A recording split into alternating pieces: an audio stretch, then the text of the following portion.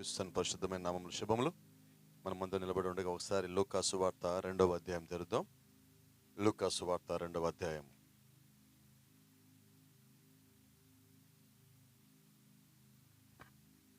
4వ వచనం చదువుదామండి ఒకసారి. యోసేపు దావీదు వంశంలోను గోత్రంలోను పుట్టినవాడు కనుక తనకు భారీగా ప్రదానం చేయబడి గర్భవతి అయి ఉండిన మరియతో కూడా సంఖ్యలో వ్రాయబడుటకు గలిలయలోని నజరేతు నుండి యూదయలోని బెత్లెహేము అనబడిన దావీదు ఊరికి వెళ్ళెను.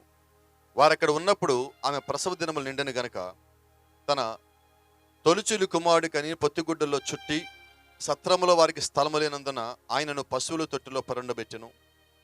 ఆ దేశంలో కొందరు గొర్రెల కాపరులు పొలంలో ఉండి రాత్రివేళ తమ మందను కాచుకొనుచుండగా ప్రభు దూత వారి యొద్దకు వచ్చి నిలిచెను. ప్రభు మహిమ వారి చుట్టూ ప్రకాశించినందున వారు మిక్కిలి భయపడిరి. అయితే ఆ దూత, భయపడుకుడి, ఇదిగో ప్రజలందరికీ కలగబోవు మహా సంతోషకరమైన సువార్తమానము నేను మీకు తెలియజేయుచున్నాను. దావీదు పట్టణమందు నేడు రక్షకుడు మీ కొరకు పుట్టి ఉన్నాడు, ఆయన ప్రభు అయిన క్రీస్తు. దానికి ఇదే మీకు ఆనవాలు. ఒక శిశువు పొత్తిగుడ్డల్లో చుట్టబడి ఒక తొట్టిలో పండుకొనుట మీరు చూచెదరని వారితో చెప్పెను. వెంటనే పరలోక సైన్య సమూహము ఆ దూత కూడా నుండి సర్వోన్నతమైన స్థలములో దేవునికి మహిమయు ఆయనకి ఇష్టలైన మనుషులకు భూమి మీద సమాధానమును కలుగును గాకని దేవునికి స్తోత్రము చేయుచుండును. ఆ దూతలు తమ యొద్ద నుండి పరలోకమునికి వెళ్ళిన తరువాత ఆ గొర్రెల కాపరు జరిగిన ఈ కార్యమును ప్రభు మనకు తెలియజేయించి ఉన్నాడు. మనం బెత్లెహేము వరకు వెళ్ళి చూతము రండని ఒకరితో ఒకడు చెప్పుకొని త్వరగా వెళ్ళి మరియను యోసేపును తొట్టిలో పండుకొని ఉన్న శిశువును చూచిరి. వారు చూచి ఈ శిశువును గూర్చి తమతో చెప్పబడిన మాటలు ప్రచురము చేసిరి. గొర్రెల కాపురు తమతో చెప్పిన సంగతులను గూర్చి విన్నవారందరూ మిక్కిలి ఆశ్చర్యపడిరి. అయితే మరియ ఆ మాటలన్నీ తన హృదయంలో తలపోసుకొనుచు భద్రం చేసుకునను. అంతటా ఆ గొర్రెల కాపురు తమతో చెప్పబడినట్లుగా తాము విన్న వాటిని కన్న వాటినన్నిటిని గూర్చి దేవుని మహింపరచుచు స్తోత్రం చేయుచు తిరిగి వెళ్ళిరి. ప్రార్థన చేసుకుందాం.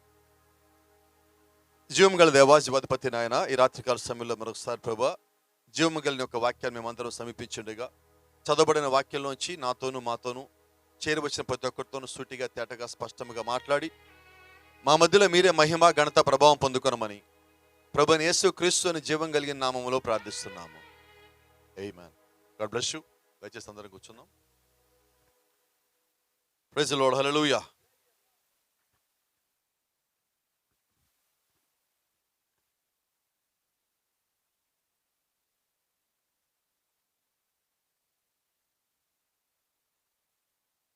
Praise the Lord. Ram brother ఎక్కడమ్మా ఉన్నారు? ఎక్కడే?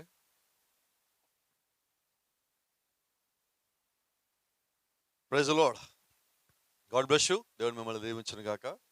మరి మీరు చెప్పిన సాక్ష్యాన్ని దేవుడు ఆల్రెడీ దీవించున్నాడు. ఆమేన్.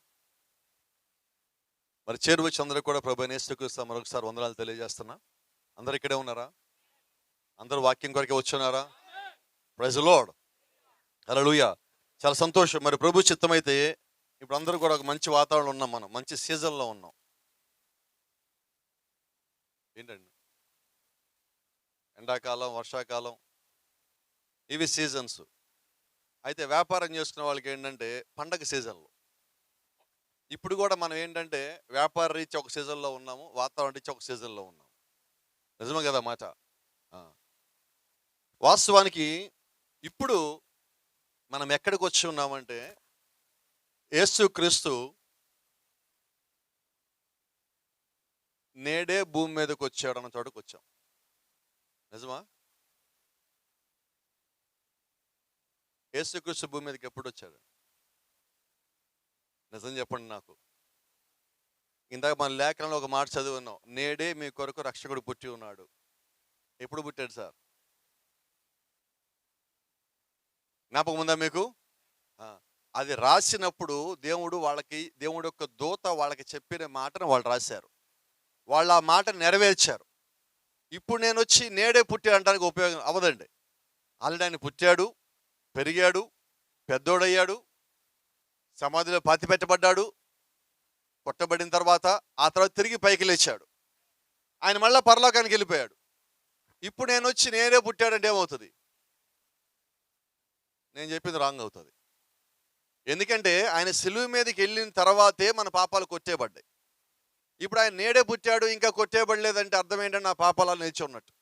నేను నా పాపాలు నిలిచి ఉంటే ఒప్పుకోనండి. నేను నా పాపాలు దేవుడు తీసేసాడని నమ్ముతాను నేను. మీరు కూడా నమ్ముతారా? ఇక్కడున్న ప్రతి ఒక్కరు కూడా నమ్ముతాం. స్వస్థత ఎక్కడి నుంచి వచ్చిందంటే దేవుని యొక్క రక్తం నుంచి వచ్చింది. సమాధానం ఎక్కడి నుంచి వచ్చిందంటే దేవుని యొక్క వాక్యం నుంచి వచ్చింది.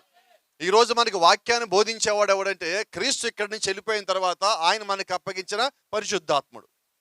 ఆమేన్. మరి ఇప్పుడు పరిశుద్ధాత్ముడు రంగం మీద ఉన్నాడంటే క్రీస్తు ఆల్రెడీ వచ్చి ఇక్కడి నుంచి ఆయన పని ముగించి ఆయన చేయవలసిన బలిని అర్పణ చేసి ఆయన ఇక్కడి నుంచి మళ్ళీ ఆయన యొక్క స్థానానికి వెళ్ళిపోయాను. హల్లెలూయా. కాబట్టి ఇక్కడ మనం జ్ఞాపకం చేసుకోవాల్సిందంటే యేసుక్రీస్తు పుట్టాడు, అది నిజము. అయితే 2000 సంవత్సరాల క్రితం జ్ఞాపకం పెట్టుకోవాల్సిన సంగతి ఇంకోటి ఏంటంటే యేసుక్రీస్తు యొక్క రక్తము ఇంకా మాట్లాడుతూ ఉన్నది. హల్లెలూయా. బైబిల్లో ఒక మాట చెప్తా ఉన్నది. దేవుడు కయీనుతో మాట్లాడుతున్నాడు. హేబేల్ రక్తం నాతో భూమిలోంచి మొరపెట్టుచో ఉన్నది. మరి భూ సంబంధమైన మానవుడి యొక్క రక్తమే దేవుడితో మొరపెడతా ఉంటే చనిపోయిన తర్వాత కూడా మరి దేవుని యొక్క రక్తము మొరపెట్టదండి, మాట్లాడుతుంది. హల్లెలూయా. ఈరోజు మనం ఏం ప్రార్థన చేస్తే ఏం అడుగుతున్నామంటే ప్రభువైనా యేసుక్రీస్తు నామములో అడుగుతున్నాము. హల్లెలూయా. Praise the Lord. అయితే ఒక సంగతి మీరు గమనించండి. ఈ రోజు మనం ప్రభువైన యేసుక్రీస్తు నామములో అడగటానికి ఈ బైబిల్ మన దగ్గరికి వచ్చినది. దీనిలో రాసిన సంగతులు మనం నమ్మున్నాం. ఈ రాసిన సంగతులను కొద్దిమంది బోధకులు మనం బోధించున్నారు, వాటిని మనం నమ్మున్నాం. కాలక్రమంలో ఏం జరిగినదంటే బైబిల్ చదవడం తగ్గిపోయినది. మనుషులు చెప్పే వింటం బిగించేసాం మనం. అయితే ఇప్పుడు దేవుడు ఏమంటున్నాడంటే నేను మీకు బైబిల్ ఇచ్చింది దేనికి అంటున్నాడు. కోపడ మాకండి ఒక నిమిషం నా మీద. మన పిల్లలకి ప్రతిరోజు స్కూల్ నుంచి ఇంటికి రాగానే హోంవర్క్ చేస్తామా చేయించమా? చేయకపోతే కొడతామండి. వాళ్ళకి ఎగ్జామ్స్ ఉన్నాయంటే మనం మెలకుగా ఉంటాం. మనమే ఆల్మోస్ట్ రాసేస్తాం ఎగ్జామ్. ఇంకా చిన్నపిల్లలు ఉంటారు, ఎల్కేజీ, 1వ క్లాసు, ఫస్ట్ క్లాసు, నర్సరీ. వాళ్ళ నోట్స్ వాళ్ళు ఎప్పుడు రాయడు, తల్లిదండ్రులు రాస్తారు ఇళ్ళలో నోట్స్. ఈ భూ సంబంధమైన చదువుకి మనం ఎంత ప్రాముఖ్యత ఇస్తున్నాం. అయితే అసలు దేవుడు నీకు చదివిచ్చింది దేనికంటే బైబిల్ చదవమని. ఎప్పుడన్నా మన పిల్లల్ని తిట్టామా బైబిల్ చదవమని? ఎందుకో తెలుసా కారణం? వాళ్ళంటారు నువ్వు చదవచ్చుగా ముందు. ఇంట్లో తల్లిదండ్రులు బైబిల్ చదువుతా ఉంటే పిల్లలు బైబిల్ చదవరా? చదువుతారండి.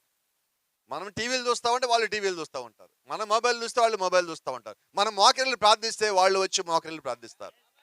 ఆమేన్. ఒక నిజమైన క్రైస్తవుడు తన కుమారుడికి కానీ కుమార్తెకి కానీ ఇంట్లో ఉన్న వాళ్ళకి మొట్టమొదటిగా నేర్పించేది ప్రార్థన. రెండోది బైబిల్ చదవటం. మూడోది చదివిన వాక్యాన్ని నమ్మటం. నాలుగోది వాక్యానికి లోబడటం. సంఘానికి క్రమంగా రావటం. బైబిల్లో ఉన్నదా ఉన్నట్టుగా నమ్మటం. ఇది నిజమైన క్రైస్తవుని యొక్క లక్షణములు అయి ఉన్నాయి. Praise the Lord. మీకు సంగతి తెలియచేయాల. మోషే నిర్గమకాండంలో వచ్చాడు భూమి మీదకి. అయితే మోషే భూమి మీదకి వచ్చి బైబిల్ రాసేంత వరకు భూమి మీద బైబిల్ లేదు. నిజమేనా మాట? సత్యమేనా నేను చెప్తున్న మాట? ఆదికాండం రాసింది మోషే గారు. ఆదికాండంలో మోషే గారు లేరు, కానీ ఆదికాండం రాసింది ఆయనే. అదే సత్యము. అయితే ఈరోజు ఒక చిన్న ప్రశ్న అడుగుతున్నా. ఈ భూమి మీద కొత్త నిబంధనలో మొట్టమొదటి ప్రసంగం చేసింది ఎవరు? బైబిల్ బాగా చదువుతారు మీరు, సీనియర్ నాకు తెలుసు. బైబిల్ క్విజ్లో కూడా మీరు బాగా పార్టిసిపేట్ చేస్తారు. చెప్పండి త్వరగా.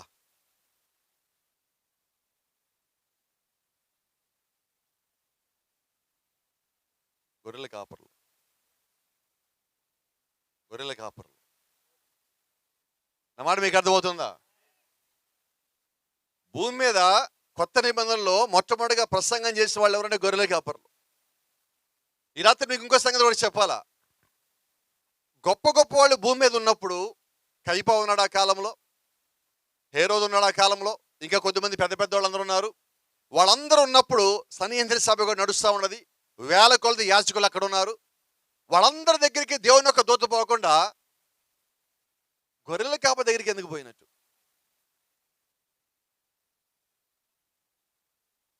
ఎందుకని దేవుడు గొర్రెల కాపరి దగ్గర పంపించాడు దూతల్ని? దూతలు వాళ్ళ ఇష్టానికి పోరండి ఎక్కడికి. నిజమైన సేవకుడు కూడా తన సొంత ఇష్టానికి ఎక్కడికి పోలేడు. ఎందుకంటే దేవుడి ద్వారా నడిపించబడేవాడు దేవుడి ద్వారా నడిపించే స్థలానికి వెళ్తాడు. అది మంచి స్థలమా, గొప్ప స్థలమా, పేద స్థలమా, వాసన వస్తుందా, మురుగు కట్టుకొని ఉండదా అని ఏమి చూడగాని దేవుడు నన్ను ఇక్కడికి పంపించాడంటే ఆయనకి నాతో ఏదో పని ఉన్నది. హల్లెలూయా. ఎప్పుడు దేవుడు రంగం మీదకి వస్తాడంటే ఆ పిలువబడిన మనిషి దేవుడికి లోబడినప్పుడు దేవుడు రంగం మీదకి వస్తాడు. ఆమేన్. ఇప్పుడు దేవుడు రంగం మీద కంటే దేవుడు ఏకంగా భూమి మీదకి వచ్చాడు. ఆ భూమి మీదకి వచ్చిన దాన్ని దేవుడే ఇతరులకు తెలియచేయాలా, లేకపోతే వచ్చిన దేవుడే ఎవరికి తెలియదు. నేడే మీ కొరకు రక్షకుడు పుట్టి ఉన్నాడు అని ఎవరికి చెప్పాలా? ఆ దేశపు రాజుకు చెప్పాలా? చెప్పలేదు. గొప్పోళ్ళకి చెప్పాలా? ఔగుస్తు అప్పుడు లెక్క రాయిస్తున్నాడు, అగస్టియన్, ఆయన చెప్పలేదు పోయి. యాజకులకు చెప్పలేదు పోయి. దేవుని యొక్క దూతలు దేవుని చేత ప్రేరేపించబడి ఊరికి చివరిగా ఎక్కడో పొలాల్లో రాత్రిపూట చలిగాచుకోట్ల మందగాచుకుంటున్నారు వాళ్ళు. చదివాం కదా వాక్యం. అక్కడ ఏమన్నది? రాత్రి వేళ వారు తమ మందను కాయచుండగా. Praise the Lord. ఇక్కడ ఇంకో సంగతి కూడా తెలియజేయాల. దేవుడు ఎందుకని వారి దగ్గరికి వెళ్ళారంటే వారు గొర్రెల కాపరులు. వారు గొర్రెల కాపరులు. గొర్రెల కాపరులకే గొర్రె పిల్ల ఎక్కడ పుట్టిందో తెలుస్తుంది. హల్లెలూయా. ఇప్పుడు భూమి మీదకి వచ్చింది ఎవరంటే లోక పాపములు మోసుకొని యొక్క దేవుని గొర్రెపిల్ల. దేవుని యొక్క గొర్రెపిల్ల ఎక్కడ పుట్టిందో గొర్రెల కాపరికి ఖచ్చితంగా తెలియాలా. నిజమైన వాక్యాన్ని ప్రేమించే వాడికి క్రీస్తు ఎవరో తెలియాలా, సత్యమేంటో తెలియాలా, పరిశుద్ధాత్మను పొందుకోవడం అంటే ఏంటో తెలియాలా, వాక్యానికి లోపట్టం ఏంటో తెలియాలా, నిజమైన విశ్వాసం కలిగి ఉండటం ఏంటో తెలియాలా, యేసు క్రీస్తు కొరకు కనిపెట్టడం ఏంటో తెలియాలా. హల్లెలూయా. నాకు సంగతి జ్ఞాపకం ఉంటుంది. ఒక నిజమైన క్రైస్తవుడు ఎప్పుడు ఇసుక్కోడు.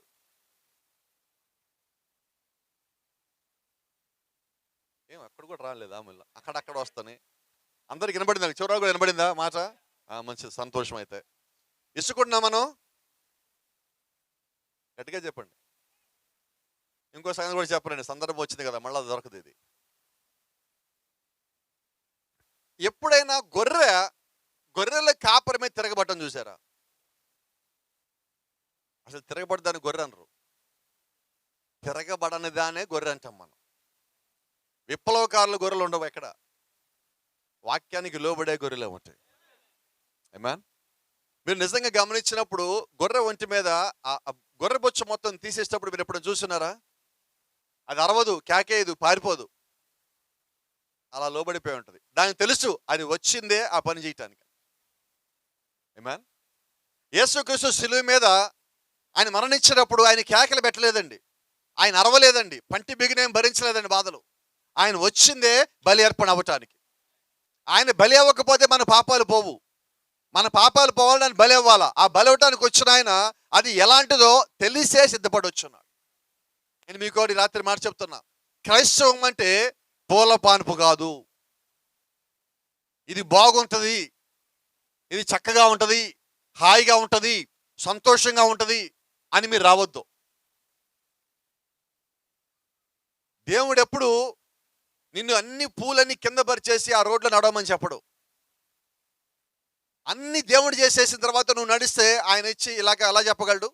జయించిన వాడితో కలిసి నేను ఎలా చెప్పగలడు ఆ మాట? ఆయన నేను జయించాలా అంటే నాకు సమస్య రావాలా, ఆ సమస్యని దాటాలా అంటే నాకు విశ్వాసం కావాలా, ఆ విశ్వాసం ఇవ్వడానికి ఆయన రావాలా. అంటే సమస్య ఉండాలా, క్రీస్తు నాతోనే ఉండాలి. అప్పుడు నేను దాటగలుగుతాను, జయించగలుగుతాను. అప్పుడు నేను ఒక సాక్ష్యం చెప్తాను, దేవుడు నాకు తోడుగా ఉన్నాడు. హల్లెలూయా. ఇందా సహోదరు చెప్తా ఉన్నది, వాళ్ళు ఎవరు ఎక్కడికి పోయారు, చేయకుండా పని చేస్తున్నారు. ఆమె కూడా పోయి అక్కడ కూర్చున్నది, బండ మీద కూర్చున్నది, సముద్రం పిలిచింది. ఏమైంది? ఎక్కడ కూర్చుంది ఆమె? ఎందుకు బండ క్రీస్తు కాదా అంటున్నా. హల్లెలూయా. ఈ రాత్రి నీవు వాక్యాన్ని పట్టుకొని ఉన్నప్పుడు ఆ వాక్యం నిన్ను పట్టుకుంటుంది. ఆమేన్. నాకు సాక్ష్యం చెప్పింది పోయినసారి, ఆమె కొట్టుకొని పోతా ఆ బండను పట్టుకొని నుంచొని ఉన్నది. నిజమేనా? హల్లెలూయా. అది లోకరీతిగా. అయితే వాక్యరీతిగా ఆత్మానుసారంగా మీరు దేవుని యొక్క వాక్యాన్ని పట్టుకున్నప్పుడు ఎంత పెద్ద అలలు వచ్చినప్పటికీ, తుఫానులే వచ్చినప్పటికీ, పెనుగాలే వచ్చినప్పటికీ, శోధనలే వచ్చినప్పటికీ, ఇబ్బందులే వచ్చినప్పటికీ, అనేక నిందలు మీ మీద పడినప్పటికీ నువ్వు పట్టుకున్నవాడు, లేకపోతే నిన్ను పిలిచిన వాడు నమ్మదగిన వాడై ఉన్నాడు. ఆయనతో పాటు ఉండే దేవుడై ఉన్నాడు. నిన్ను విడువను ఎడబాయని చెప్పిన దేవుడై ఉన్నాడు. ఆయన నుంచి దూరంగా వెళ్ళే దేవుడు కాదు. నువ్వు పారిపోయినా ఆయన వెనకాల వస్తాడు. Praise the Lord. దేవుని నామానికి మహిమ, ఘనత, ప్రభావం కలుగును గాక. ఈరోజు చిన్న మాట చూద్దాం.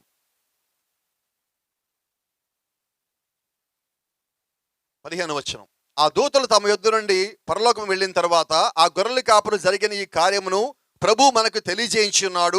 మనం బెత్లెహేము వరకు వెళ్ళి చూద్దాము రండి అని ఒకరితో ఒకరు చెప్పుకొని. Praise the Lord. ఎప్పుడైతే దూతలు ఈ సంగతి చెప్పి వెళ్ళిపోయారు, దూతల పని అయిపోయింది. ఇంక ఇప్పుడు పని ఎవరిది? దూతలు ఎవరితో అయితే మాట్లాడారో వాళ్ళు ఇప్పుడు పని చేయాలి. ఇప్పుడు ఆ దూతలు చెప్పినట్టుగా వీళ్ళు అక్కడికి వెళ్ళినప్పుడు ఆ తొట్టిలో పడుకోబెట్టిన ఆ చిన్న యెహోవా ఉండాల. Praise the Lord. ఒకవేళ దూత అక్కడ చెప్పినప్పటికీ ఆ తొట్టిలోకి వెళ్ళి చూశాక పిల్లోడిగా లేకపోతే దూతలు చెప్పింది అబద్ధం. అలాగే ఈరోజు ఏ పాస్టర్ గారు చెప్పినది బైబిల్లో లేకపోతే అపోస్తలుని పౌలు మేమే మరలా వచ్చి, మేము కాక పరలోకం నుండి వేరొక దూత వచ్చినా, మేము బోధించే సువార్త కాక వేరొక సువార్త గారిని బోధించినట్లయితే వాడు శాపగ్రస్తుడు అవుతాడు. ఈరోజు అదే వాక్యం మనం దాని మీద నిలబడి ఉన్నామండి. ఎవరు చెప్పినా అది వాక్యంలో ఉండాలా. దూతలు చెప్పినా వాక్యంలో ఉండాలా, ప్రవక్తలు చెప్పినా వాక్యంలో ఉండాలా, సేవకులు చెప్పినా వాక్యంలో ఉండాలా. వాక్యంలో ఏది ఉన్నదో అదే నిన్ను పరలోకం తీసుకుపోతుంది. గట్టిగా చెప్దామా? ఆమెను కూడా చెప్పగలం, మనం సంతోషంగా కూడా చెప్పగలం, బలంగా కూడా చెప్పగలం. Praise the Lord. హల్లెలూయా. ఎందుకని ఈ మాట చెప్తా ఉన్నాం అంటే, క్రీస్తుని చూసిన వాళ్ళు, లేదంటే క్రీస్తును తనను చూడటానికి ఎవరైతే పిలుచున్నాడో వాళ్ళు ఖచ్చితంగా క్రీస్తుని చూడవలసి ఉన్నారు. ఆమేన్. దేవుడు కొద్దిమందిని ఈ కాలంలో వచ్చి నేను పరలోకం తీసుకుపోతానని చెప్పాడు. ఇప్పుడు దేవుడు చెప్పిన మాట ఖచ్చితంగా నిజం. అది ఇంకా జరగల, ఇప్పుడు జరగాల. ఇప్పుడు ఇలాగొచ్చి దేవుడు ఆ మాట చెప్పాడు కదా, అది అయిపోయింది అంటే మీరేమంటారు? ఇంకా అది అవ్వలేదు అంటారు. ఇలా మాట్లాడుకుందాం. నిన్న కూడా ఇదే మాట మాట్లాడున్నాను, మళ్ళీ జ్ఞాపకం చేస్తున్నాను కొద్దిమందికి. అనకాపల్లి పాస్టర్ గారి చర్చ్ దగ్గర కొండ ఉంటుంది, కొండ మీద ఉంటుంది చర్చ్. ఆ కొండ మీద నేను కూడా ఒక ఓడ కడతాను. మిమ్మల్ని అందరినీ గట్టిగా కేకేస్తా, ఓడ కట్టాను, ఓడలోకి వచ్చేయండి, ఇది మొత్తం నీళ్ళతో నిండిపోతుంది, దేవుడు 40 దినములు పైనుంచి వర్షం కురిపిస్తాడని చెప్తాను. మీరేమంటారు? వాక్యంలో ఉందిగా వస్తుందని. వాక్యం లేదుంటే నమ్ముతున్నారు కదా, నమ్మరా ఇప్పుడు మీరు? మీరు చెప్పింది కరెక్టే, నమ్ముతాము 100% కరెక్టే, కానీ అది అయిపోయింది కదా పాస్టర్ గారు. ఇది అర్థమైందా? Praise the Lord. సరే, ఇంకో మాట. మీరు ఈ కుంచెంగలోంచి 3 దినములు ప్రయాణం చేసిన దూరం వచ్చి అక్కడ దేవుడిని ఆరాధించాలి, వచ్చేయండి. పాస్టర్ ఇది కూడా ఎక్కడైనా ఉన్నది. మోషే గారు చెప్పారండి, బైబిల్ రాయలేదా? ఎంతమంది రావాలా? 20 లక్షల మంది రావాలా. కొంచెం 20 లక్షల మంది లేరండి. అప్పుడు మీరేమంటారు? నేనేమంటాను? బైబిల్ ఉంది కాదు. మీరేమంటారు? నిజమే పాస్టర్ గారు, మీరు చెప్పింది కరెక్టే, అది బైబిల్లో ఉన్నది, జరిగిపోయినది. నేడే మనకు ఒక రక్షక పుట్టి ఉన్నాడు. వినపడలేదు నాకు.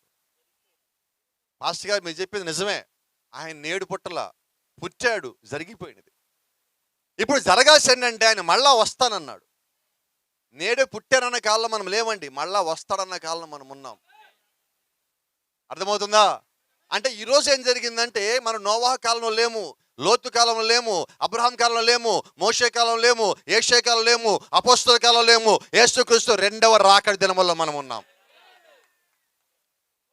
ఆగిపోవద్దు, మనం ముందుకు సాగిపోమన్నాడు దేవుడు. వాళ్ళు ఐగుప్తు నుంచి బయటకు వచ్చాక ఏది కనిపిస్తే అక్కడ ఆగిపోతున్నారు. ఈ రోజు మనం కూడా ఏం చేస్తామంటే, మనకి ఏం కనిపిస్తే అక్కడ ఆగిపోతున్నాం. ఆగద్దండి, క్రీస్తులో ముందుకు సాగిపోండి. ఆయన వచ్చే వరకు ముందుకు సాగిపోండి, ఆయన చేరే వరకు ముందుకు సాగిపోండి, విశ్వాసుల ముందుకు సాగిపోండి, ఆయన యొక్క ఆత్మను పొందుకునే వరకు ముందుకు సాగిపోండి, ఆయన యొక్క పోలికలో మారేదాకా ముందుకు సాగిపోండి, పరిశుద్ధాత్మని కలిగి ఉండేదాకా ముందుకు సాగిపోండి, మేఘాల్లో ఆయన కలిసేదాకా ఆయనతో ముందుకు సాగిపోండి, 1000 ఏళ్ల పాలన ఆయనతో కలిసేదాకా ముందుకు సాగిపోవటమే. నీ భౌతికమైన జీవితంలో నీకు ఎక్కడైనా ఒక ఆటంకం వచ్చినప్పుడు నువ్వు దాన్ని దాటి ముందుకు పోవాలా. అవునా? కొద్దిమంది కోపం వస్తుంది రాత్రి పూట, పదే పదే చెప్తారు వచ్చినప్పుడు ఈ మాట, మళ్ళీ నన్ను ఏమనుకోమాకండి. ఎవరు చెప్పలేదు, అనుకోలేదండి. అనుకున్నా కూడా చెప్తారు. నేను ఎందుకైనా మాట అంటున్నానంటే, నాకేదైనా జరిగింది, నేను అనుకున్నది జరగల, ఫస్ట్ మనం చేసే పని ఏంటి?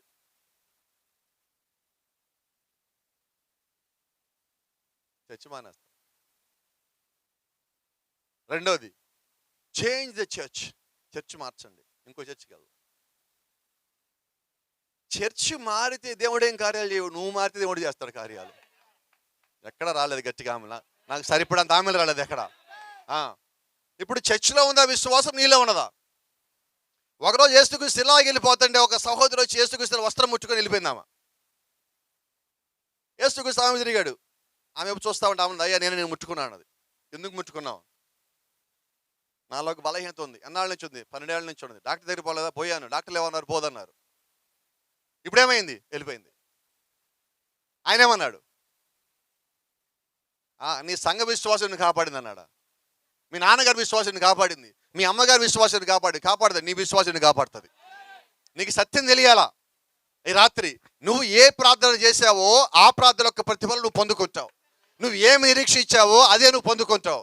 అయితే ఇంకో సంగతి మీకు జ్ఞాపకం చేస్తున్నా, నువ్వు దేవుడికి ఎంత దూరంగా వెళ్ళిపోయినా, నువ్వు దేవుడి ఒక ఆలోచనలో, ఆయన ఒక చిత్తంలో ఉంటే, నువ్వు ఎంత దూరం పోతే ఆయన అంత దూరం యుద్ధపడి వస్తాడు. రాసిమండి తెలుసా? నువ్వు ప్రపంచంలో ఇక్కడి నుంచి ఇక్కడ దాకా పోతావు. నువ్వు ఎంత పోయినా నీ బైబిల్ లోపలే ఉండాలి. నీ బైబిల్లో ఉన్నంతసేపు ఆయన చూపు నీ మీదే ఉంటుంది. నా మాటలు మీకు అర్థమవుతున్నాయి. రాత్రి వాక్యానికి నువ్వు విధేయుడిగా ఉన్నప్పుడు దేవుడు ఒక ఆశీర్వాదం పొందుకుంటావు. నువ్వు వాక్యానికి విధేయుడిగా ఉన్నప్పుడు కూడా అపవాదిని శోధించేటప్పుడు నీ ఆశీర్వాదాన్ని ముందు దాకా వచ్చినా నీకు కనపడకపోవచ్చు. అయితే నీ కొరకు ఇచ్చిన ఆశీర్వాదాన్ని అపవాది దొంగతనం చేయలేడు. హల్లెలూయా. ఇప్పుడు దేవుడు అబ్రహాముకి వాగ్దానం ఇచ్చాడు, కుమారుడు పుడతాడని. ఎవడు దొంగతనం చేయగలడు? షూర్. ఇప్పుడు దేవుడు మీకు పరిశుద్ధాత్మను వరమనిచ్చాడు, మీ నుంచి ఎవడు దొంగతనం చేయగలడు?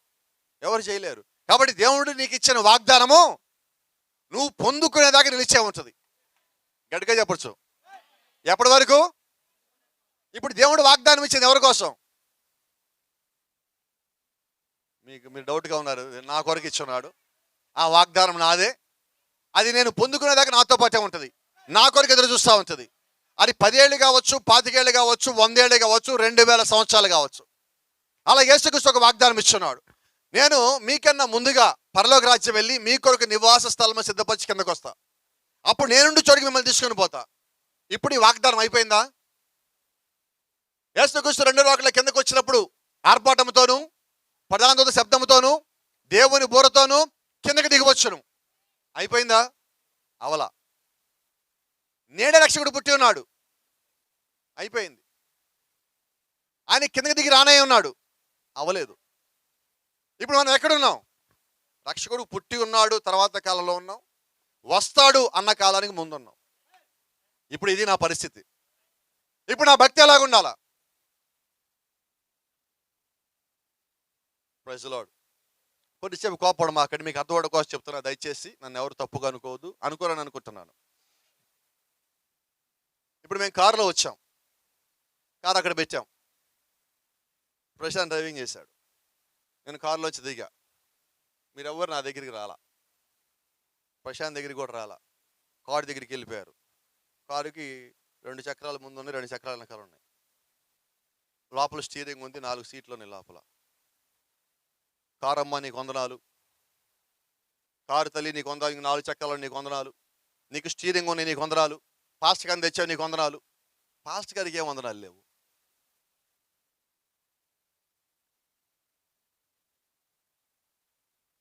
డ్రైవర్ గారికి మీరు తెచ్చారు మీకు వందనాలు, మీకు క్షేమంగా తెచ్చారు నీకు వందనాలు. పాస్టర్ గారికి వందనాలు లేవు. నా మాట మీకు అర్థమవుతుందా? ఎవరి గురించి చెప్తే అర్థమవుతుందా? ఎవరి గురించి చెప్పున్నాను? ఇదేంటిది? అమ్మ యేసు ప్రభుని తెచ్చారు నీకు వందనాలు, యేసు ప్రభుని తీసుకొచ్చారు నీకు వందనాలు. యేసు ప్రభుకి వందనాలు లేవు. అర్థమవుతుందా మీకు? ఎవరికి వందనాలు చెల్లించాలి నేను? పోల్చుకున్నాను, క్షమించండి. అంటే మాకు అర్థం కోసం చెప్తాను, ముందే చెప్పున్నాను కదా. ఈరోజు నీ స్తుతి ఆరాధన యేసుక్రీస్తుకి.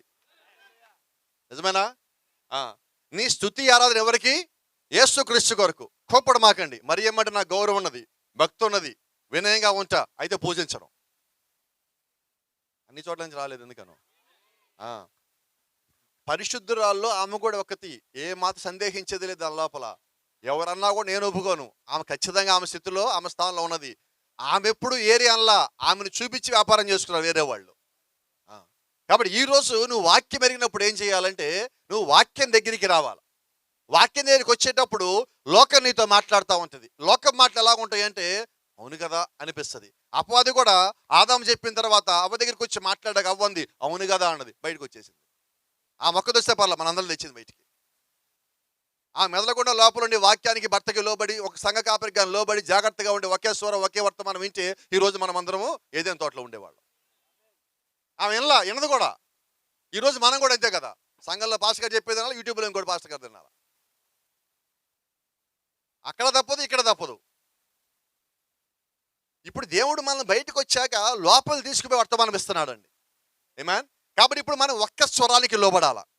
బైబిల్ అంటుంది నా గొర్రెలు, మనము గొర్రెలు అయితే ఆయన గొర్రెలు కాపరవుతాడు. ఆ గొర్రె పిల్ల బలి అర్పణ కింద మనం కూర్చున్నాం. అదే నిజమైతే ఈరోజు దేవుని యొక్క వాక్యం కిందే మనం నిలబడాలా, ఒక్క స్వరం కింద నిలబడాలా. ఆ ఒక్క స్వరము దేవుని యొక్క స్వరం అయి ఉన్నది. దేవుని నామానికి మహిమ, ఘనత, ప్రభావం కలుగును గాక. ఆమేన్. కొంచెం ముందుకు వెళ్దాం. అక్కడిని త్వరగా వెళ్ళి మరియను యోసేపును తొట్టిలో పండుకొని ఉన్న శిశువును చూసిరి. ఈ గొర్రెల కాపరి అక్కడికి వెళ్ళారు. ఆడికి వెళ్ళగానే మరియను కనిపించింది, యోసేపు కనిపించింది. యోసేపు కనిపించాడు. లోపలికి వెళ్ళాక తొట్టిలో ఆ చిన్నపిల్లడు కనిపించాడు. Praise the Lord. నిజమేనా? ఇప్పుడు వీళ్ళు బయటకు వచ్చి ఏం చేశారు? దూతలు ఏం చెప్పారో మేము అది చూసాం, మేము కనుగొన్నాం. వీళ్ళు బయటికి పోయి చెప్తున్నారు మేము రక్షకుడిని చూస్తున్నాం, మేము రక్షకుడిని కనుగొన్నాం. అందరూ ఆశ్చర్యపోయారు. రక్షకుడు పుట్టాడా మన కొరకు? ఎవరు నమ్మలా, ఎవరు నమ్మలేదండి. దానికి ఒక రుజువు చెప్తాను మీకు. ఒక 2-2.5 సంవత్సరాల తర్వాత జ్ఞానులు అక్కడికి వచ్చారు. ముగ్గురు వాళ్ళు వచ్చి అడిగారు, యూదుల రాజుగా పుట్టిన వాడు ఎక్కడ ఉన్నాడు? మాకు తెలియదు. గొర్రెల కాపరి ఏం చెప్పారు? పుట్టాడని చెప్పారు. వీళ్ళేమంటున్నారు? ఎప్పుడు? 2.5 సంవత్సరాల తర్వాత. అంటే నిజంగా వాళ్ళు నమ్మారా? నమ్మలేదండి. మరి ఈరోజు మన సంగతి ఏంటి? సేమ్ కాదు సోదరా, సేమ్ టు సేమ్. అక్కడ ఎలాగుందో ఈరోజు పరిస్థితి అలాగే ఉన్నది. ఎందుకని వాళ్ళు గొర్రెల కాపురుల మాటలు నమ్మలేదు తెలుసా? గొర్రెల కాపురులు వాళ్ళు బోధించే వర్తమానం ఎలాగుంటుందంటే కరుకుగా ఉంటుంది. వాళ్ళు ఏం చూసారో అదే చెప్పారు. వాళ్ళకి దానికి పాలిష్ చేయడం రాలేదండి, అందంగా చెప్పడం రాలేదండి. వాళ్ళు ఎలా చెప్పారంటే, యోహాను గురించి ఒక మాట ఉంది బైబిల్లో. చెట్టు వేరు మొదట్లో గొడ్డలు ఉన్నది. మరి చెట్టు వేరు మొదట్లో గొడ్డలుండి గొడ్డలు ఏం చేస్తుంది? సరిగా లేని వాటిని నరకడానికి దేవుడు అది పెట్టున్నాడు. కాబట్టి యోహాను వర్తమానం ఎలాగుంటుంది? సర్ప సంతానమా, రాబో ఉగ్రతని తప్పిస్తా నీ బుద్ధి లేనిప్పుడు ఎవరు చెప్పు. ఇప్పుడు ఆ భాష దగ్గరికి వెళ్తాం మనం. చెప్పండి, ఎంతమంది వెళ్తారు ఇక్కడ ధైర్యంగా? ఏమంటాం మనం? అమ్మ ఆ భాషకు పోదు, వెళ్దాం, చెప్పిస్తాడమ్మా మనల్ని. అవునా? మరి డాక్టర్ దగ్గరికి వెళ్తే ఇంజక్షన్ చేస్తాడుగా. మా జ్ఞాపకం చేసుకోండి, మీరందరూ చాలాసార్లు హాస్పిటల్కి వెళ్ళి ఉంటారు. మీరు వెళ్ళగానే మిమ్మల్ని చూసి డాక్టర్ గారు చాలాసార్లు మెచ్చుకున్నారు కదా. అమ్మ చాలా బాగున్నావు, మంచి వ్యాధి తెచ్చుకున్నావు, కంగ్రాచులేషన్స్ అని చెప్పారు మీకు. ఏమన్నారు? నువ్వు చదువుకోలేదా? నువ్వు ఏంటిది ముందు రావాలని తెలియదు నీకు అనలేదా మనల్ని? మరి అప్పుడు ఏమన్నాం బయటకు వచ్చి? ఈ డాక్టర్ మంచిగా తిడతా కలపకండి ఎవరు అన్నారా? మరి పాస్ట్గా తిడితే ఎందుకని కోపం వస్తుంది? ఎందుకు తిడతారంటనా? మనం బాగుండాలనే రాదు ఇప్పుడు ఆమెల్లో. పర్లేదు, నేనైతే ఆపను. దేవుని యొక్క వాక్యం ఎదుకు వచ్చినప్పుడు బైబిల్ చెప్తా ఉన్నది, తన కుమారుల్ని గద్దించి, శిక్షించి, ప్రేమించి సరి చేస్తాడు ఆయన. అవునా? ఇక్కడున్న మీ పిల్లల్ని ఎవరిని కూడా ఇప్పుడు తిట్టలేదు అన్నాడు, చేయొద్దండి ఒకసారి. మా అబ్బాయిని పుట్టి దగ్గర తిట్టలేదండి నేను అన్నాడు. అలాగని ఏమంటుంది తెలుసా? అసలు తిట్టని రోజు లేదు మాస్టర్ గారు మా ఇంట్లో. చాలా మంది వస్తారు, మాస్టర్ గారు ప్రార్థన చేయండి మా వాడికి, ఇటు ఊరికి హెల్పించేస్తాడు, ఆయాసం వచ్చేస్తుంది నాకు. కోపడరకమ్మా. ఆ పిల్లోడికి పేరు పెట్టేప్పుడు ఏమడిగారు? మాస్టర్ గారు మంచి పేరు పెట్టండి బైబిల్లో. బైబిల్ మొత్తం ఎతకండి, మామూలుగా ఉండకూడదు పేరు పెడితే. మా లైన్లో మా పేట చెప్పుకోవాలి ఆ పేరు, అట్లాంటి పేరు పెట్టాలి. ఇంకా కొద్దిమంది పాస్టర్ గారి మీద ప్రేమ ఉంటుంది, కొన్నిసార్లు ఎక్కడికి వెళ్ళినా కానీ పాల్ గారు అని పేరు పెట్టండి అంటాడు. నేను ఆలోచించుకోండి చెప్తాను. ఎందుకంటే వాడి మీద ఇప్పుడు కోపం వచ్చింది, సంఘంలో ఇలా ప్రసంగం జరుగుతున్నది, వాడు ఎక్కడే తిరుగుతారు, వాడి కోపం వచ్చి రే పాలుగా అంటారు.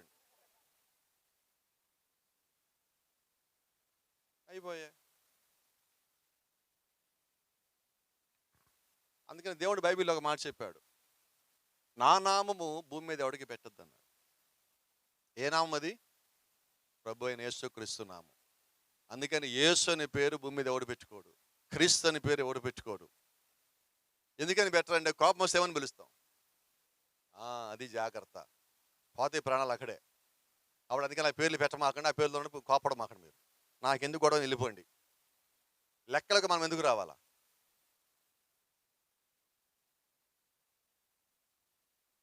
Praise the Lord. గొర్రెల కాపర్ల దగ్గరికి దేవుడు ఎందుకు వర్తమానం తీసుకుపోయాడంటే దానికి చాలా కారణాలు ఉన్నాయి. మొట్టమొదటిది, వాళ్ళు గొర్రెలతో పాటే ఉంటారు, వారు గొర్రె స్వభావాన్ని కలిగి ఉంటారు. గొర్రె ఎప్పుడు నవ్వుద్దో వాళ్ళకి తెలుసండి, గొర్రె ఎప్పుడు ఏడుస్తో వాళ్ళకి తెలుసండి, ఎలా ఏడుస్తో వాళ్ళకి తెలుసండి. వాళ్ళ దగ్గరికి మీరు వెళ్ళి చూసినప్పుడు వాళ్ళు కూడా గొర్రెలాగా గొర్రె వాసన వస్తూ ఉంటారు. ఆమేన్. మరి ఈరోజు ప్రభు అయిన యేసుక్రీస్తు దేవుడు అయి ఉండి పరలోకంలో ఉండొచ్చు కదా, భూమి మీదకి మన మధ్యలోకి ఎందుకు వచ్చారంటే మన వాసన ఆయన కూడా రావాలని. మనము గొర్రెలమై ఉన్నాం, మనకి ఎలా నడవాలో తెలియదు.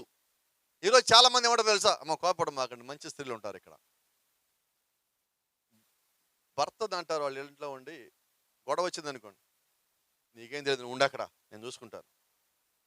ఎవరికి తెలియదు, ఏం చెప్పరేమని ఎవరు. ఏంటి మా ఆయన అమాయకం చేసి ఆడిస్తున్నా, రా నా దగ్గర.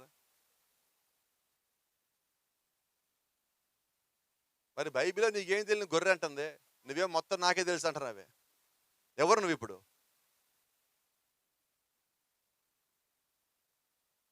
నిజమైన స్త్రీ భర్తకి లోబడుతుంది. గట్టిగా అసలు రాలేదు ఇక్కడి నుంచి వస్తున్నాయి, కానీ ఇక్కడి నుంచి వస్తే ఇటు నుంచి రావడం లేదు. అవసరమైన వాళ్ళు అంటున్నారు, అవసరమైన వాళ్ళు అసలు అంటలేదు. ఎందుకని ఈ మాట చెప్తానంటే, ఈరోజు భూమి మీద క్రీస్తు శరీరముగా సంఘముగా పిలువబడే మనమందరము యేసుక్రీస్తుకి భార్య అయి ఉన్నాం ఆత్మీయంగా. కాబట్టి మన భర్త, ఆత్మీయమైన భర్త ప్రభు అయిన యేసుక్రీస్తు అయి ఉన్నాడు. మరి ఆయనకి మనం లోబడకూడదు మొత్తం నాకే తెలుసు అంటే,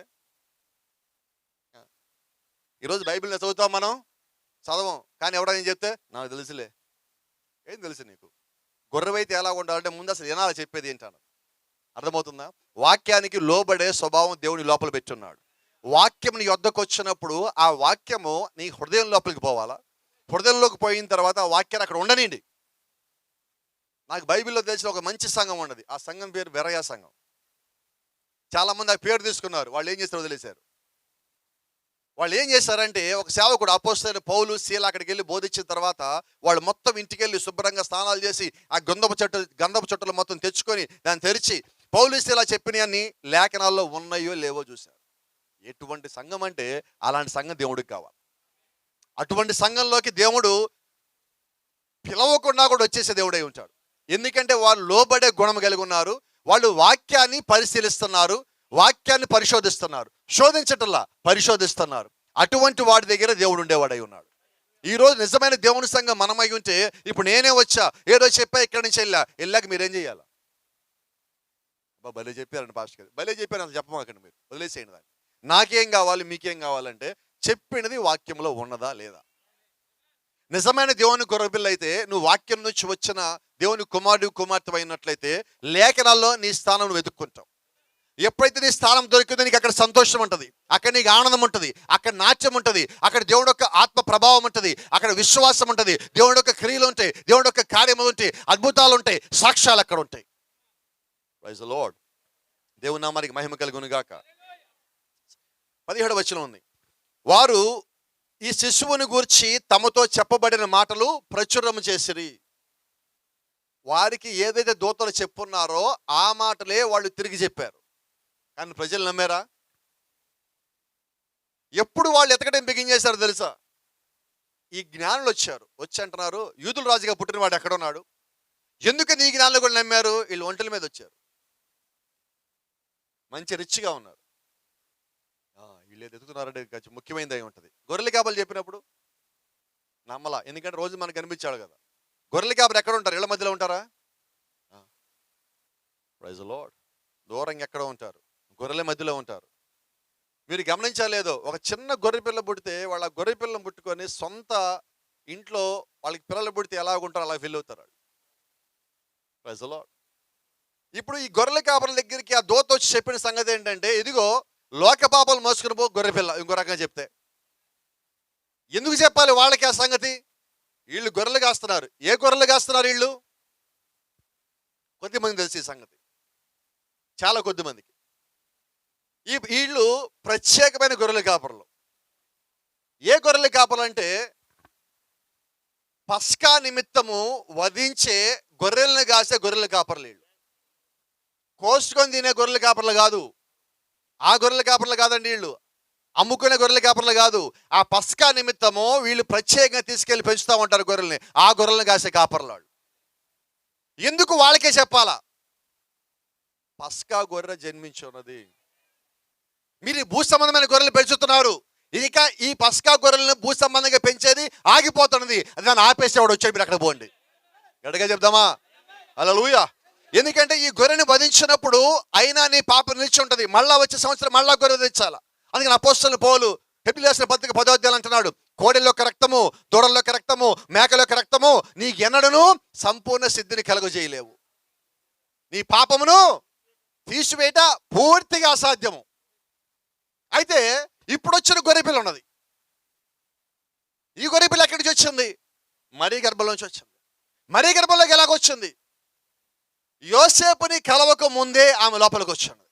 ప్రదానము చేయబడి ఉన్నది. ప్రదానము చేయబడిన తర్వాత దేవుడే ఆమె లోపలికి వచ్చున్నాడు. ఎలాగ వచ్చున్నాడు? దూత ద్వారా ముందుగా పలికిచ్చి గాబ్రియల్ నోటితో ఆ మాట చెప్పించి ఆ మాటకి మరియు లోపడ్డప్పుడు ఇప్పుడు మరియు లోపలికి దేవుడు వచ్చున్నాడు. ఎలాగొచ్చాడు సార్? మాకు గట్టిగా చెప్పట్లా. ఇక్కడ ఎవరు డబుల్ ప్రసంగం చేస్తున్నారు? ఒక సంగతి జ్ఞాపకం చేసుకోండి. దేవుని యొక్క వాక్యము మరీ దగ్గరికి రాగానే మరీ వెమ్మట లోబడింది. మరీ దగ్గరికి ఈ వాక్యం తెచ్చింది గాబ్రియేలు. మరీకి వాక్యం చెప్పని చెప్పింది దేవుడు. నిజమేనా? ఇప్పుడు చిన్న ప్రశ్న అడుగుతాను. ఇక్కడ చాలా మంది ఉన్నారు, మీకు అందరికీ తెలుసు అయినప్పుడు కూడా అడుగుతున్నా. మన దగ్గర ఒక క్రమం ఫాలో అవుతాం మనం ప్రార్థించేటప్పుడు. తండ్రి యొక్క, కుమారుని యొక్క, పరిశుద్ధాత్మ యొక్క, ఇదేనా క్రమము? మొదటగా తండ్రి, తర్వాత కుమారుడు, తర్వాత పరిశుద్ధాత్మ. ఇదేనా ఆర్డరు? కరెక్టే కదా? నేను ఎక్కడ పొరపాటు పడలా కదా? ఇప్పుడు తండ్రి తర్వాత ఎవరు? కుమారుడు తర్వాత ఎవరు? అని ఇప్పుడు కుమారుడు పుట్టాక పరిశుద్ధాత్ముడు వచ్చాడా? పరిశుద్ధాత్ముడు వచ్చాక కుమారుడు పుట్టాడా? గాబ్రియల్ మరియుతో ఏం చెప్పాడు? నిన్ను పరిశుద్ధాత్మ కమ్ముకుంటాడు, అప్పుడు నువ్వు కుమారుని కంటావు. అంటే ఇప్పుడు కుమారుడు రావాలా, ముందు పరిశుద్ధాత్ముడు రావాలా? ఇప్పుడు ఆర్డర్ ఏమైంది? సో నాకు నచ్చినట్టు నేను పెట్టుకోలేను ఆర్డర్ని. దేవుడు ఎలా పెట్టాడు అలా రావాలి నా ఆర్డర్లో. నా మాటలు మీకు అర్థమవుతున్నాయా? Praise the lord. దేవుడు ఇచ్చిన క్రమం ఏంటంటే పరిశుద్ధాత్మగా వచ్చేది ఈయనే అని చెప్పడానికి పరిశుద్ధాత్మ ద్వారా నువ్వు కుమారుని కంటావని చెప్పాడు. నిజమేనా? ఎక్కడా కూడా ఆయన నేను యెహోవా కుమారుని చెప్పాల కొత్త నిబంధనలో. బైబిల్ చదివిన వాళ్ళకి అది అర్థమవుతుంది. పాత నిబంధనలు ఆయన చెప్పిన మాట ఏంటి? ఇదిగో నేను మీకు ముందుగా ఒక దూతను పంపుతాను, ఆయనకి నా నామం ఉన్నది. ఆమేన్. యేసుకు చెప్తున్నాడు కొత్త నిబంధనలో, నేను నా తండ్రి నామంలో వచ్చి ఉన్నాను. అక్కడ ఆయన ఏం చెప్పాడో ఇక్కడ అదే చెప్తా ఉన్నాడు. ఆయన వస్తాడని చెప్పాడు, ఈయన వచ్చాడని చెప్తున్నాడు. అప్పుడు మనకేం అర్థం కావాలంటే 10 ఆజ్ఞల్లో మాట అర్థం కావాలి. నేను ఒక్కడనే దేవుడు తప్ప వేరొక దేవుడు మీకు ఉండకూడదు. ఎటు తిరిగినా నువ్వు వాక్యం లోపలికే రావాలా. నీ బార్డర్ వాక్యమే. నువ్వు తిరిగాల్సిన వాక్యం లోపలే. నువ్వు వాక్యంలో ఎంతకాలం ఉన్నావో అంతకాలం దేవుని కృపలో ఉంటావు, అంతకాలం దేవుడి యొక్క చూపు కింద ఉంటావు, అంతకాలం నువ్వు క్షేమంగా ఉంటావు, బలంగా ఉంటావు, ఆరోగ్యంగా ఉంటావు, సంతోషంగా ఉంటావు. అపవాది దాడి చేసినప్పటికీ దేవుడి యొక్క దూతల్ని కాపలాగాస్తూ ఉంటారు. వాక్యమే నీ కంచెయ్యి ఉన్నది. హల్లెలూయా. దేవుని నామానికి మహిమ కలుగును గాక. Praise the Lord. ఇక్కడ ఒక మాట వినండి. 19వ వచనంలో ఒక మాట ఉంది. అయితే మరియా ఆ మాటలన్నీ తన హృదయంలో తలపోసుకొనుచు భద్రము చేసుకొనును. ఏ మాటలు? కాపర్లు చెప్పారు, మాకొచ్చి దేవుడు ఒక దూత రక్షకుడు పుట్టాడని చెప్పాడు, అందుకని ఎత్తుకుంటూ వచ్చాం. ఆ మాట లోపల పెట్టుకున్నది. ఎందుకంటే అంతకుముందు మరియతో దూత మాట్లాడున్నాడు, నువ్వు పరిశుద్ధాత్మ కమ్ముకోవడం వల్ల కుమారుని అంటావని. ఆ మాటలు ఇప్పుడు మరీ లోపల ఉన్నాయి. కొంచెం కోప్పడమాకండి నా మీద ఈ రాత్రి, కొంచెం వాక్యం లోపల తీసుకుపోదాం అనుకుంటున్నా. మీరు చాలా సంతోషంగా ఉన్నారు, పర్వాలేదా? Praise the Lord. ఇప్పుడు ఒక మాట ఉన్నది, మార్క్స్ సువార్తలోకి వెళ్దాం, 3వ అధ్యాయంలోకి వెళ్దాం. Thank you lord.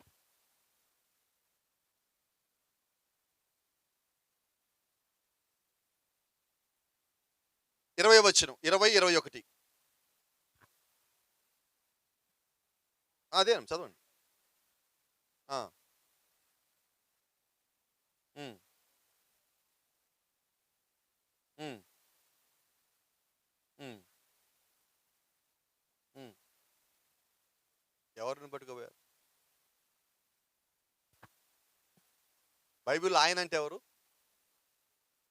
అక్కడ చదివిన మాట సరిగ్గా చదివారు మీరు? నేను మళ్ళీ చదువుతా చూడండి.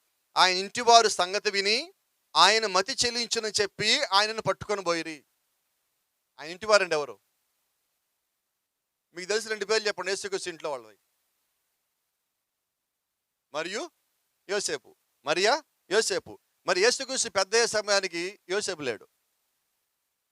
మరి ఆ ఇంటి వాళ్ళంటే ఎవరు? వినపడలేదు. ఆ ఇంటి వాళ్ళు మిగతా వాళ్ళు ఎవరున్నారు? మరియానా? బైబిల్లో ఆమె పేరు లేదు, చెల్లి ఉన్నది సలోమి, తమ్ముడు ఉన్నాడు యాకోబు. అయితే ఒక సంగతి మీరు చెప్తున్నా, ఇప్పుడు ఆయన ఎవరు పట్టుకోబోయారు? ఏమని చెప్పి పట్టుకోబోయారు? ఎవరికి? చదివారు బైబిల్ సరిగ్గానే అంటున్నా.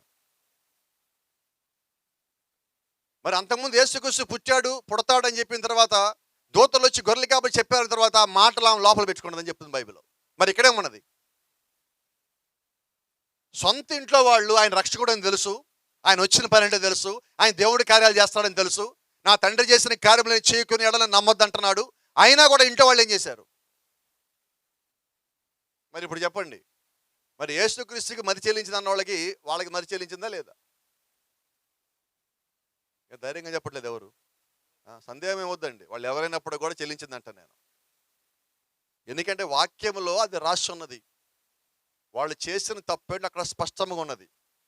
అదే లోకాసువార్తలు ఇంకో చోట ఉంటుంది.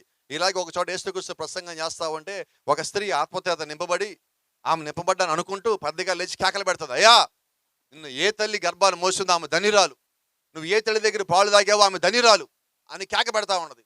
యేసుక్రీస్తు ఆమె ప్రసంగం అని తిన్నాడు. ఈయన ఆమె తండ్రి, అమ్మా నువ్వు మాట్లాడినంత నిజమే, అయితే వినపడలేదు నాకు ఎక్కడి నుంచి. వాక్యము విని దాన్ని గైకొని వారు మరీ ధన్యులు. మరీ ధన్యురాలే, నువ్వు వాక్యం వింటే మరీ కన్నా ఎక్కువ ధన్యురాలు నువ్వని చెప్తాడు యేసుక్రీస్తు. మరి ఇప్పుడు దీనికి ఏం చేద్దాం? మరీ ధన్యురాలు అంటున్నాం నిజమే, మరి ఇప్పుడు ఆ ధన్యత దేవుడు నీకు ఇచ్చిన, అంతకన్నా ఎక్కువ ధన్యత నీకు ఇచ్చున్నాడు. ఏమాన్? బైబిల్ మొత్తంలో కోపం మాకు మరీ మీద ఏం కోపం లేదు, మీకు అర్థమవడం కోసం చెప్తున్నా. బైబిల్ మొత్తంలో మరీ ఎవరికైనా ప్రార్థన చేసి ఒక్కరికి తలకాయ నొప్పి తగ్గించిందా? ఒక్కరికి ప్రార్థన చేసినట్టుగా ఉన్నదా? దేవుడు ఆమెకు అవకాశం ఇవ్వాల. అయితే ఈరోజు దేవుడు సేవకులకి అవకాశం ఇచ్చున్నాడు, అవునా? విశ్వాసులు మీకు అవకాశం ఇచ్చున్నాడు. అనేకసార్లు సంఘం ప్రార్థించినప్పుడు సంఘంలో దేవుడు స్వస్థతలు చేశాడు, అద్భుత కార్యాలు చేశాడు, చనిపోతారు కూడా పైకి లేచాడు, వీళ్ళు అసాధ్యమైన కూడా దేవుడు పైకి లేచి నిలబెట్టున్నాడు, గొప్ప గొప్ప కార్యాలు చేశాడు. మరి ఇవన్నీ ఎలా చేశారంటే దేవుడు ఒక మాట చెప్పున్నాడు, నమ్మిన వారిని సూచికలు వెంబడించును. వాళ్ళు దెయ్యాలు విసిరేస్తారు, రోగుల మీద చేతుల నుంచి ప్రార్థించినప్పుడు వారు స్వస్థతలు పొందుకుంటారు. మరి ఇది దేవుడిచ్చిన వరమై ఉన్నది. ఇప్పుడు ఆ వరము సంఘంలో పనిచేస్తుంది.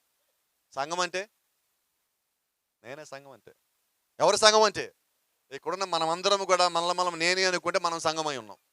చాలామంది ఎవరుకుంటారు సంఘం అంటే 4 గోడల బిల్డింగ్ ఉంటుంది, చర్చి బిల్డింగ్ సంఘం అంటాం. చర్చి బిల్డింగ్ సంఘం కాదండి.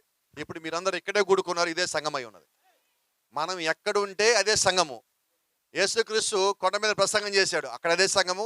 చెట్టు కింద ప్రసంగం చేశాడు, అదే సంఘము. రోడ్డు మీద ప్రసంగం చేశాడు, అదే సంఘము. మేడ కిందకు దిగొచ్చాడు, అదే సంఘము. చుట్టూ ఉన్న ఈ కాంక్రీట్ సంఘాలు కాదండి. ఆయన యొక్క ఆత్మ కలిగిన వారు, ఆయన యొక్క వాక్యం లోపల పెట్టుకునే వారు ఎక్కడైతే ఉన్నారో అది దేవుని యొక్క సంఘమై ఉన్నది. దేవుడు ఒక మాట చెప్పున్నాడు, ఏ 2-3 కూడి ఉంటారో నా నామములో నేను వారి మధ్యలో ఉంటా. అవునా? దేవుడు నువ్వు ఫలానా చర్చిలో ఉంటే నేను మీ మధ్యలో ఉంటానని చెప్పాడు ఎక్కడన్నా. అలా ఉంటే అందరూ అక్కడికి వెళ్ళిపోదు, మనం అందరం కూడా ఎక్కడికి వెళ్ళాలి ఇప్పుడు? ఇప్పుడు చెప్తా చూడండి. నేను ఆ చర్చికి వెళ్ళానండి, ఎందుకో బాగుండలా. చర్చిలో బాగానే ఉంటుంది. ఎక్కడ బాగుంది? ఇక్కడ ఇక్కడ. ఎందుకంటే మనమందరం మన ఆత్మను తీసుకొని చర్చికి పోతాం. అయితే మనం ఏం చేయాలా? చర్చిలో ఉన్న దేవుడు ఆత్మను తీసుకుని బయటికి రావాలా. దానికి విరోధంగా మనం ఏం చేస్తామంటే మనం ఇక్కడి నుంచి పోయి మన ఆత్మలు అక్కడ వదిలిపెట్టి వస్తుంటాం. నువ్వు నిజమైన గొర్రెవై ఉంటే నేనంటా, నువ్వు ముందు వాక్యాన్ని తీసుకో ఫస్ట్. ఆ వాక్యం లోపలికి పోని, ఆ లోపలికి వెళ్తాను కొద్దీ అది పని చేయడం బిగిన్ అవుతుంది. అది పని చేసేదాకా మనం ఆగాల. అప్పుడు దేవుడు రంగం మీదకి వస్తాడు, ఆ కార్యం చేస్తాడు. హల్లెలూయా. మరి ఇక్కడ సంగతి గమనించ పూర్తి చేయనండి నేను. ఇప్పుడు సొంత ఇంట్లో వాళ్ళే యేసుక్రీస్తుకి మరి చెల్లించిన పట్టుకోబోయారు. ఇప్పుడు మా ఇంట్లో వాళ్ళు మనం ఏమనాలా? ఎందుకని ఈ మాట అన్నానంటే, దూత చెప్పిన మాట ఆమె విన్నది. ఇంట్లో వాళ్ళందరికీ తెలుసు, దాన్ని వాళ్ళు నమ్మారు. కానీ కొద్ది కాలం తర్వాత ఏమయ్యారంటే దాని నుంచి తొలగిపోయారు. అందుకని అపోస్తలుడైన పౌలు ఒక మాట అంటాడు, మేము ప్రకటించి భ్రష్టులమైపోతామే, మా గురించి ప్రార్థించండి అన్నాడు. భ్రష్టులమైపోవటం ఏంటంటే వాక్యం నుంచి తొలగిపోవటం. ఈరోజు మనకి జ్ఞానం ఎక్కువైపోయిన తొలగిపోతాం, జ్ఞానం లేకపోయిన తొలగిపోతాం. అందుకని పాత నిబంధన అనుకుంటా ఒక అతను ప్రార్థనిస్తాడు, మంచి ప్రార్థన ఉంటుంది. ప్రభా నాకు డబ్బులు ఎక్కువ మాక, నేను మర్చిపోతానేమో. తక్కువ మాకు ప్రభా, నేను దూషిస్తానేమో. అందుకని దేవుడు కొన్నిసార్లు మాకు సరిగ్గా ఇస్తుంటాడు. మనమంట బా ఈ నెల ఇంకొక 1000 రూపాయలు వస్తేనా అంటాం, రావు.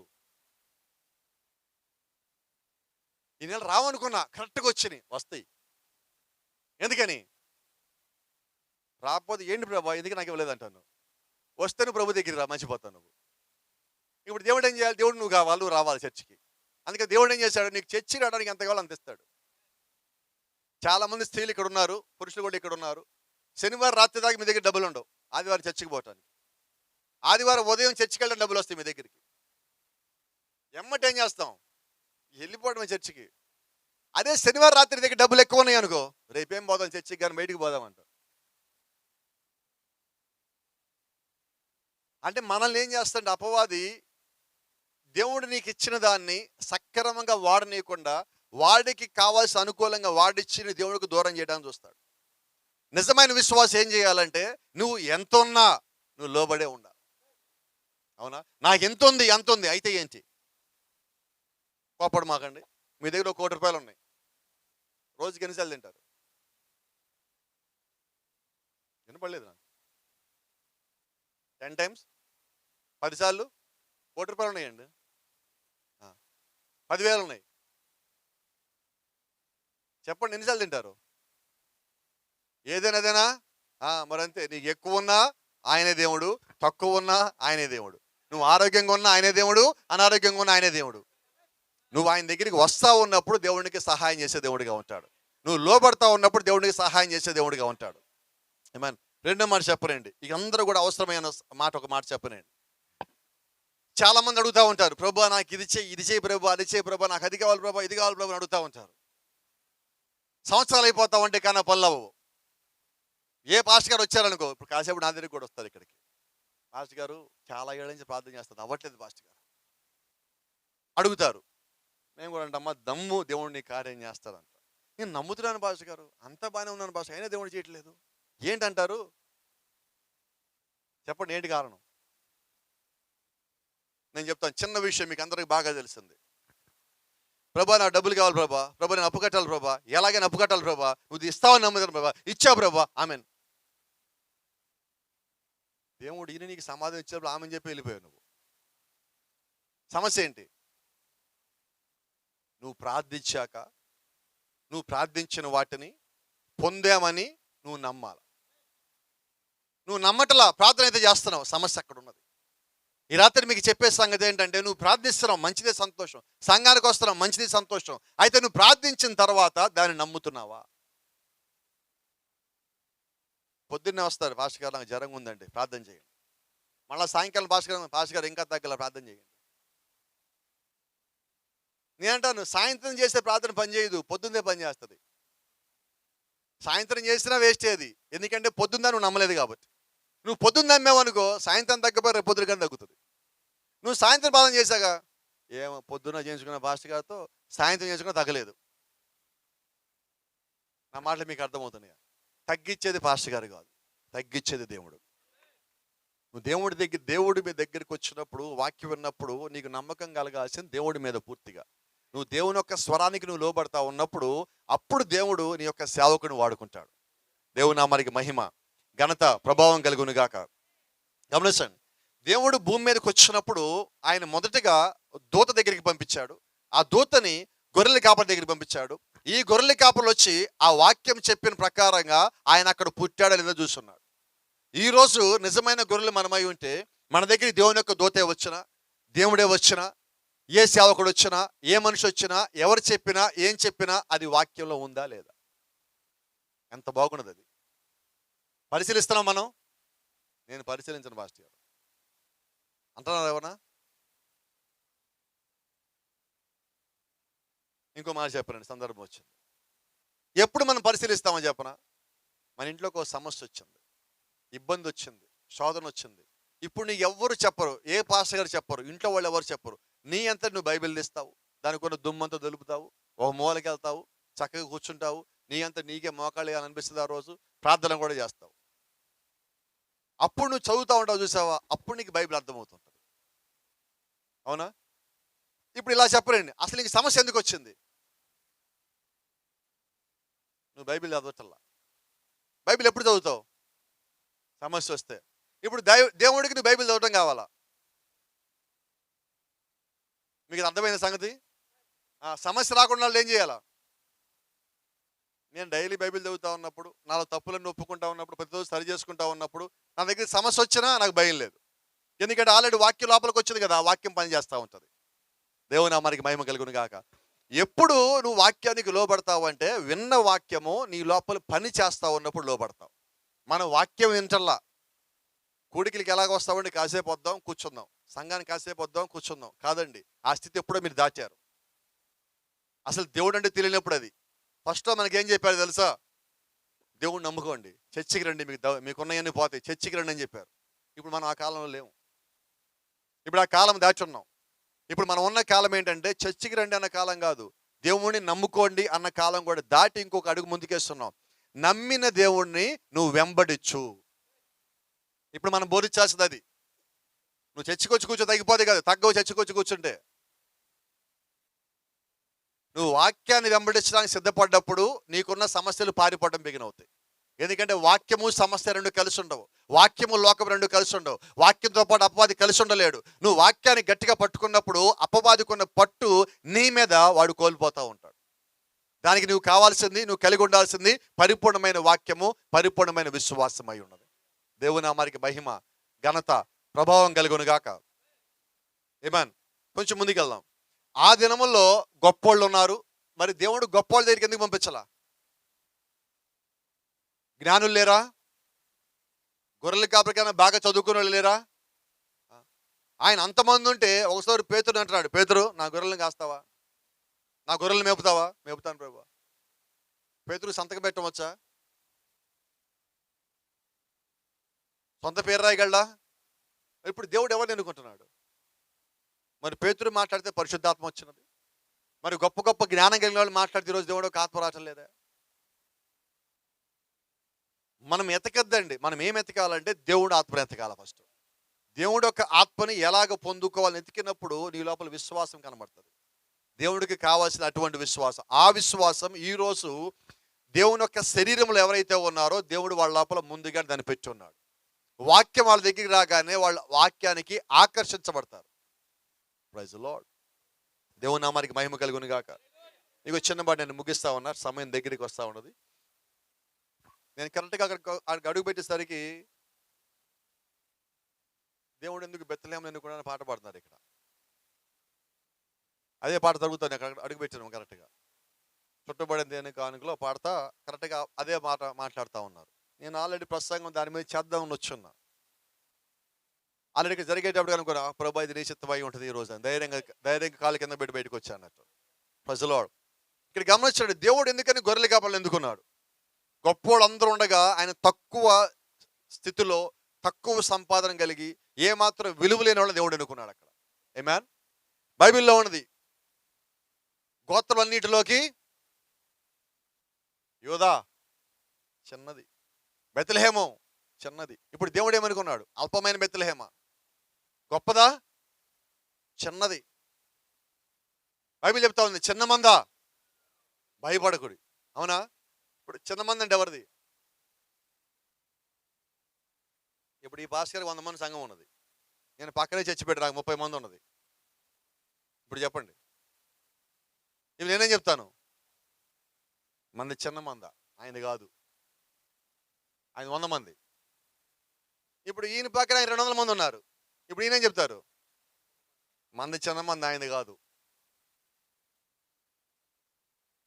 ఇవి చిన్న మందలు కావండి. దేవుడికి ఉన్నది ఒకటే చిన్న మంది, 30 చిన్న మందలు లేవు. దేవుడికి ఉన్నది ఒకటే చిన్న మంద. ఆ చిన్న మంద భూమి మీద అంతా గెలిపోన్నది. అది దేవుని యొక్క సంఘమై ఉన్నది. అంటే దేవుని యొక్క ఈ భూమి మీద ఉండే సంఘాలన్నిటిలో దేవుని యొక్క వాక్యము నిమిత్తమే పుట్టిన వాళ్ళు కొద్దిమంది ఉన్నారు, వాక్యము కొరకే జన్మించిన వాళ్ళు కొద్దిమంది ఉన్నారు. వాళ్ళు భూమి మీద దేవుని యొక్క చిన్న మంది అయి ఉన్నారు. దేవుని నామానికి మహిమ కలుగును గాక. అయితే దేవుడు ఎందుకు బెత్లెహేమును ఎన్నుకున్నాడు? అసలు బెత్లెహేము కట్టించింది ఎవరు?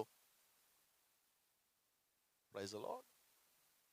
బెత్లెహేము కట్టించడానికి దేవుడు ఎవరు ఎన్నుకున్నాడో తెలిసి మనకి ఇంకొక ఆశ్చర్యంగా ఉంటుంది. గట్టిగా చెప్పండి. ఇంకొకళ్ళు ఎవరు? అసలు పేరు అది. ముందు రాహబు పేరు రావాలా. రాహబు వేశ్యగా ఉన్నది. ఆ వేశ్యని దేవుడు దాని నుంచి బయటికి తేవడం కొరకు పూర్తిగా ఎరుకో పట్టణంలో ఉన్న ప్రతి ఒక్కరిని చంపించాడు దేవుడు, ఒక్క రాహబు కొరకు. ఎందుకంటే ఆ రాహబు యేసుక్రీస్తు వంశాల్లోకి రావాలా. ఆ రాహబు యెహోషువ దగ్గర ఉన్న సైన్యాధిపతి సల్మాన్ పెళ్లి చేసుకోవాలా. ఈ సల్మాన్ రాహబు కలిసి కట్టిందే ఈ బెత్లెహేము. Praise the lord. అంటే ఇప్పుడు బెత్లెహేము కట్టాలంటే రాహబు అక్కడి నుంచి బయటికి రావాలా. నిజమేనా? మరి ఈరోజు పరలోక పట్టణం పూర్తి అవ్వాలంటే ఇంకా ధైర్యంగా రావట్లేదు. ఎందుకనో భూమి మీద ఉన్న ఈ లోకంలో ఉన్న ఆయన ఒక వధువు బయటికి రావాల. ఎరుకోలోంచి రాహబును బయటికి తెచ్చిన దేవుడే ఆమె నిందలా కూడా బయటికి తెచ్చాడు. హల్లెలూయా. ఒక చిన్న మాట చెప్పి నేను ముగిస్తాను. ఇక్కడ అక్కడ ఒక ఆశ్చర్యమైన సంఘటన ఉన్నది. దేవుడు ఒక వ్యక్తిని ఎన్నుకున్నప్పుడు ఆ వ్యక్తి మీద ఉన్న నిందను కూడా దేవుడు తీసేయాల. నిజమేనా? దేవుడు మరిని ఎన్నుకున్నాడు. నిజమేనా? దేవుడు రాహబుని ఎన్నుకున్నాడు. నిజమేనా? ఇప్పుడు రాహబు మీద నింద ఎవరు తీసాడు? దేవుడు తీసేశాడు. మరి మీద నిందబడింది. ఎలా నిందబడింది? ఆమెకి వివాహం అవ్వాల, ప్రధానమైనది. ప్రధానమైన తర్వాత వివాహం కాకముందే గర్భవతి అయినది. గర్భవతి ఎలాగైనది? పరిశుద్ధాత్మ కమ్ముకోవటం వల్ల. అయితే ఈ సంగతి ఎవరికి తెలుసు? మరీ ఒక్కదానికే తెలుసు. యోసేపు ఏం చేశాడు? ఆమె గర్భవతి అయింది, ఇంకా ఇక్కడ ఇంటికే రాలేదు, పెళ్ళే కాలేదు, కాబట్టి ఆమెను చేసుకుని అందరూ ఏమనుకుంటారు అని రహస్యంగా వదిలిపెడదాం అనుకున్నాడు. నిజమేనా? మరి ఇప్పుడు మరీకి నువ్వు పరిశుద్ధాత్మను కమ్ముకుంటే కుమారుని గంటమని చెప్పింది ఎవరు? దూతేనా? ఈ దూతను పంపించింది ఎవరు? మరి ఇప్పుడు ఆ దేవుడు మరీ మీద నిందపడతామని చూస్తూ ఉంటాడా? మరి వెళ్ళి చెప్పుకోదు, మరి వెళ్ళి ఎక్స్ప్లెనేషన్ ఇవ్వలేదు. నిజము నమ్ము, దేవుడు వచ్చాడు, దూత నాతో మాట్లాడాడు, చెప్పలా, ఎక్స్ప్లెనేషన్ ఇవ్వాలా, సంజయ్ శివలా మరియా. మరి ఇంట్లోనే మరియ ఉన్నది. ఇప్పుడు దేవుడి రంగం మీదకి వచ్చాడు, దూతను పంపించాడు, ఇదిగో యోసేపు దగ్గరికి పోండి, మీరు కూడా మాట్లాడరా పోండి. మరి మీద నిందెవరు తీయాలా? రాహబు మీద నిందెవరు తీయాలా? మరి మన మీద నిందెవరు తీయాలా? నువ్వు లోబడితే తెస్తాడు. మరియ లోబడింది, రాహబు లోబడింది. రాహబు దగ్గరికి వర్తమానం వచ్చింది, లోబడింది. మరి దగ్గరికి వర్తమానం వచ్చింది, లోబడింది. ఈ రోజు నీ దగ్గరికి కూడా పరిపూర్ణమైన వర్తమానం వచ్చింది. నువ్వు దీనికి లోబడినప్పుడు నీ మీద పాత జీవితంలో ఎటువంటి నిందున్నా దేవుడు తీయగలడు. నువ్వు లోబడి పాత జీవితాన్ని వదిలేసినప్పుడు దేవుడు ఖచ్చితంగా నూతన జీవితం నీకు ఇవ్వగలడు. Praise the Lord. కొంచెం దాటిపోతున్నా, సమయం పోతా ఉంది, అందుకని ఒక మాటకు వస్తున్నాను ముగింపుకి. 25వ తారీఖు ఏంటి?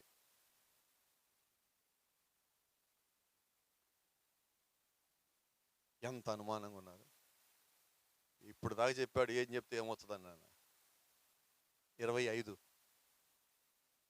క్రిస్మసేనా? ఏంటండి క్రిస్మస్ అంటే? క్రీస్తుని ఆరాధించటం, అంతేనా?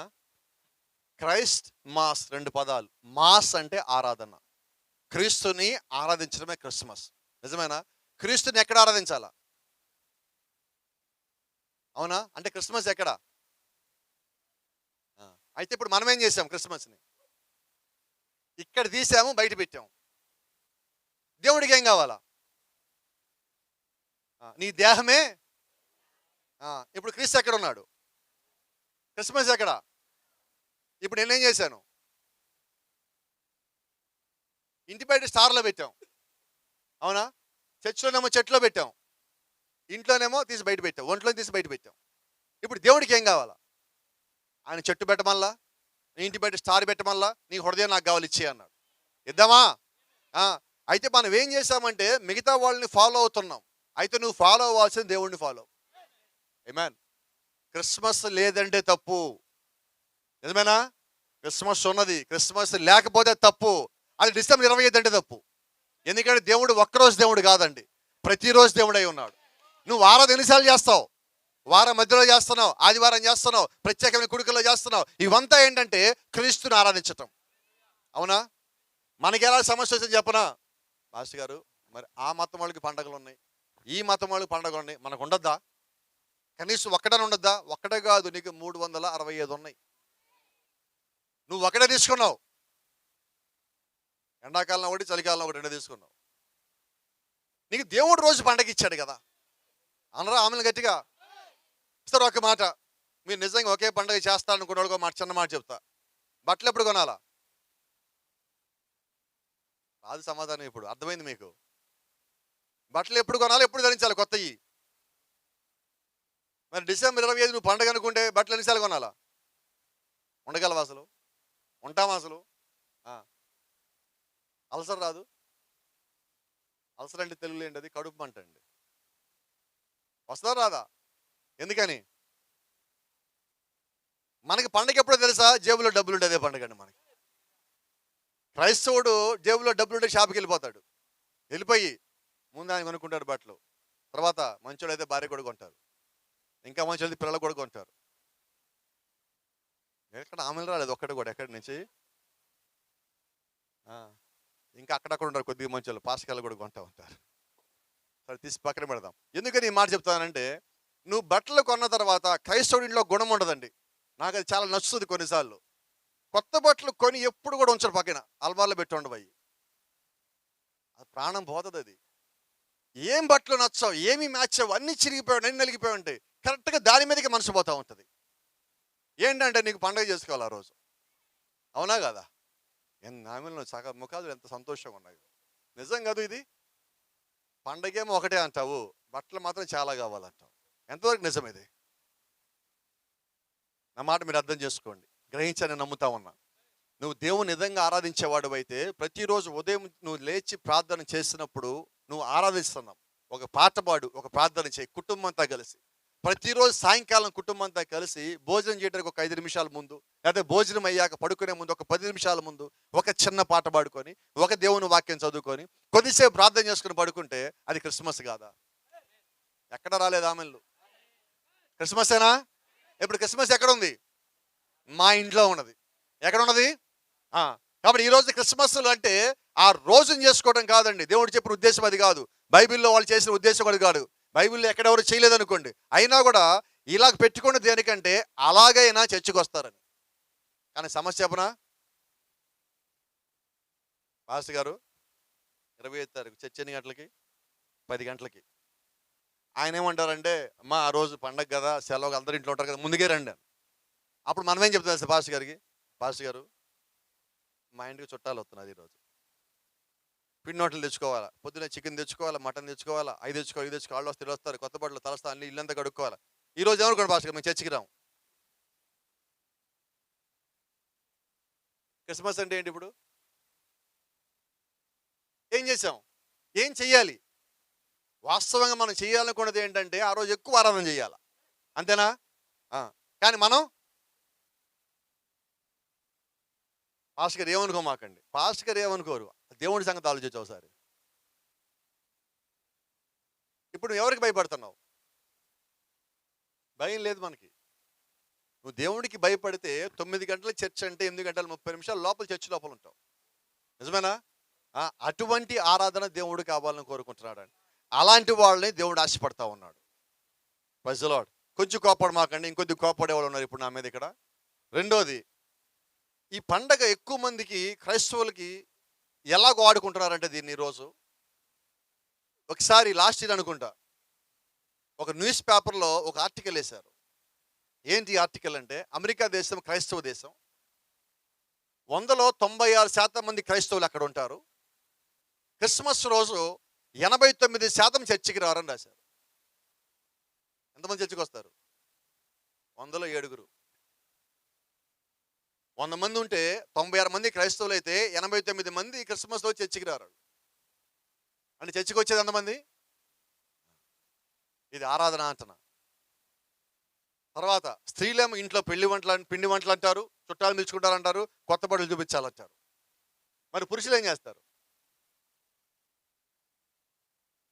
చెప్పండి అమ్మా, త్వరగా నాకు గట్టిగా చెప్పండి. వాళ్ళు ఎక్కడా? వాళ్ళకి ముందే ఇంట్లో డబ్బులు ఇస్తారు, భార్య దగ్గర పర్మిషన్ కూడా దొరుకుతుంది ఆ రోజు వాళ్ళకి.